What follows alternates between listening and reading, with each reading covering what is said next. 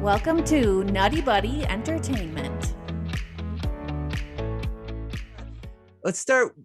Give me one takeaway from this episode that you kind of want to talk about.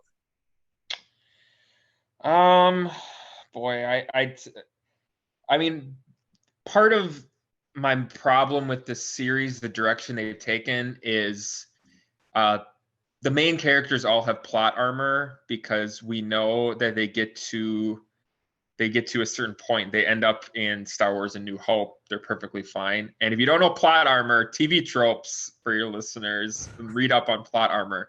But it's like, we know that Leia is going to be fine. We know that Ben is going to be fine.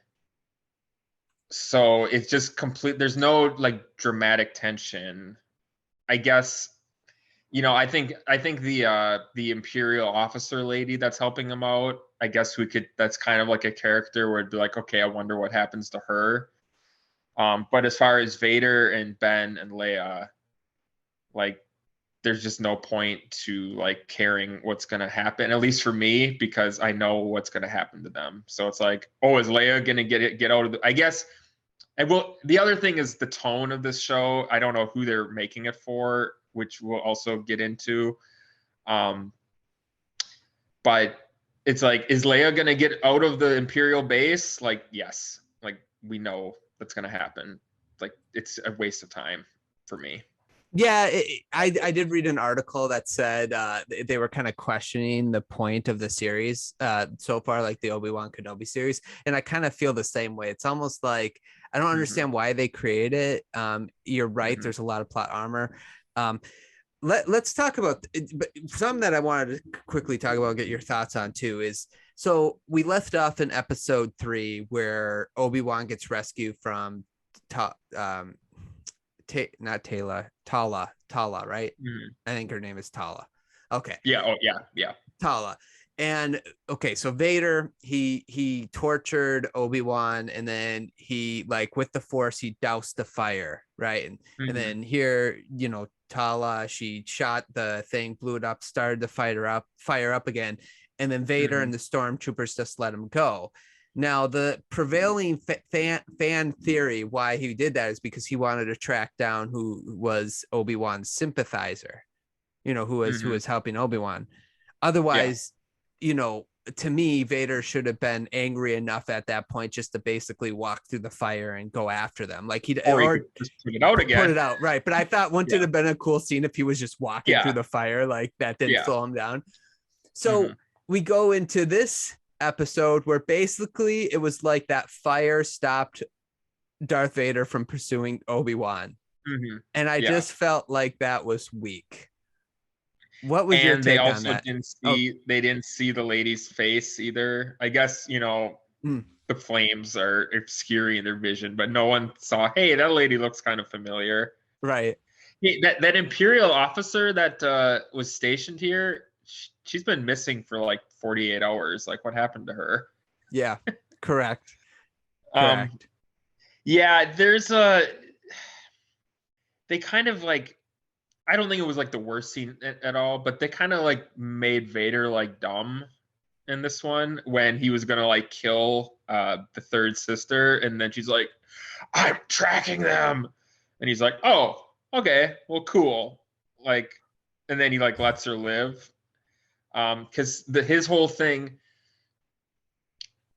I'm trying to remember how this went, because he wanted Obi-Wan. Well, they both wanted Obi-Wan, and now they've shifted to this path. Well,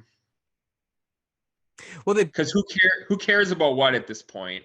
So Reva, it sounds like she's going for the Grand Inquisitor spot, and to do that, she's trying to appease Vader. So she knows the best way to appease Vader is to get Obi-Wan. And so Vader is letting her trying to track Obi-Wan while he's trying to track Obi-Wan. So when Leia got released, which is something that we'll have to talk about, because apparently there's more than just the third sister now that knows that Leia is a sore spot for Obi-Wan. he gets mad at her, and usually even in the comic books, Vader is not merciful. He's Yeah. relentless. Oh yeah, he's like killed like or like cut off limbs of like all those people. Yeah, so like that story I was telling about, I think before the podcast, about this individual who wrote these episodes, he didn't really, it didn't seem like he understood Star Wars. He definitely doesn't understand the character of Darth Vader, because like even in last episode, like what I brought up is Vader wouldn't have let that fire to stop him from going after Kenobi. Like that's his prize, that's his gem. Why would he not like just burn through that fire unless he had a reason? But like you said, it kind of makes him feel a little bit stupid, like, oh, this fire stopped me, oh man, how am I gonna, shucks, next time, you know. I saw a comment that this is where he learned in, I guess I think it was in A New Hope, was it Tarkin? Someone put the tracker on the Millennium Falcon, they're like, this is where he learned it from. No, Vader put it on the Millennium Falcon. So their comment was he learned it from Reva. Yeah, right.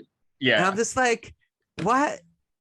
Like this guy fought in the one where it's like, go ahead. Yeah, no, well, he fought in the clone army. Like he knows how to be like strategic and stuff. He doesn't need somebody to teach him how to do those things, I guess. And it's like you mentioned before on when we don't need the answers to these questions. Yeah. Well, yeah, it's like making him look worse. I mean, it's kind of classic TV writing, but they're making him look worse to make her more formidable.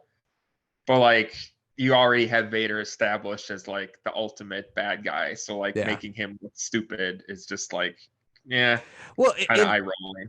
Yeah, and the Empire, even in this series, is so stupid. I'm like, they're just they're a bunch of buffoons, and I don't like. Again, these people are supposed to be at least having a semblance of competence and be intimidating, and I'm just not buying that in this series. So I don't know. Yeah, exactly. Okay, what's another thing that you took away from this episode? Well, my overarching thing with this series too is I don't know, when I said I don't know who this is for, because the writing, it's like so cartoonish sometimes that like, okay, if it legitimately was made for like 8-year-olds, like that's fine. I don't have a problem with that. But they're trying to have it both ways, where you have things that are so preposterous and cartoonish that it would be like in a little kids show. And then you have things like Vader, like graphically snapping some poor guy's neck. Or in this episode, he finds, I don't know if they were dead or just like in carbonite, what that whole like museum thing was. But there's like a little kid, which like I don't have a problem with like a kids show having like dark moments or whatever. But when you have things like Vader graphically snapping someone's neck, and then you have the cartoonish things, it's just too much, because it's like we know adults are watching this too, so we know adults expect a certain level of adultness to it. It's just they're flip-flopping too much. I don't know. It's weird. No, that's a great point. Actually, I feel the same way. Like if you go back to episode, I think 2 or 1, where the chase scene happened. I don't know. Okay. Oh, yeah. But what I will say about the, it seemed like they were like in sap. Like it almost looked like tree sap. Yeah. Mm-hmm. But I thought that was a pretty cool scene. I'll be honest with you. I don't have a problem with that, even though I don't know.